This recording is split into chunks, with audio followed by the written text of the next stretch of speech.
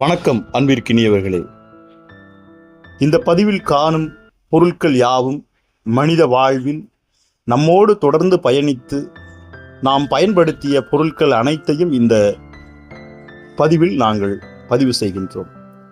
விளையாட்டாக விளையாடிய பொருட்களும் விளையாடி மகிழ்ந்த பொருட்களும், தீபாவளி நாட்களில் தையல்காரரிடம் சென்று கடையில் உட்கார்ந்திருந்து சட்டை தைத்து கொண்டு தந்த அந்த தையல் இயந்திரங்களும், விளையாட்டு பொருட்களும், மின்சாரம் இல்லாத நாட்களில் நமக்கு துணையாயிருந்த கை விளக்குகளும், டார்ச் லைட்டுகளும், மேலும் தொலைக்காட்சி பெட்டிகளும் ஒளி நாடாக்களும் இங்கே காட்சிப்படுத்தி கொண்டிருக்கின்றோம். இவை யாவும் இன்று நம்மால் புறக்கணிக்கப்பட்ட பொருட்களாகும். செயலிழந்து கிடக்கும் இவைகளை பாருங்கள்.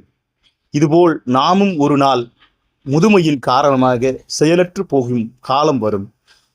ஆதலால் நண்பர்களே, நாம் செயலற்று போகும் காலம் வருவதற்குள் துரிதமாய் செயல்பட்டு மனிதனால் புறக்கணிக்க முடியாத செயல்களை செய்வோம்.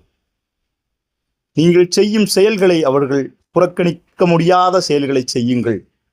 வயோதிகம் காரணமாக நம்மை அவர்கள் புறக்கணித்தாலும் நாம் செய்த செயல்களை அவர்கள் புறக்கணிக்க முடியாத செயல்களாக செய்யுங்கள். சிறந்த அறமான, மனிதனுக்கு தேவையான, பூமிக்கு தேவையான, இயற்கைக்கு தேவையான மரங்களை வழங்குங்கள், மரங்களை வளருங்கள்.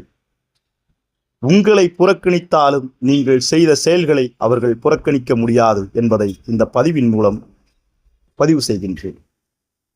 நன்றி நண்பர்களே. தமிழ் எங்கள் உயிருக்கு நேர்.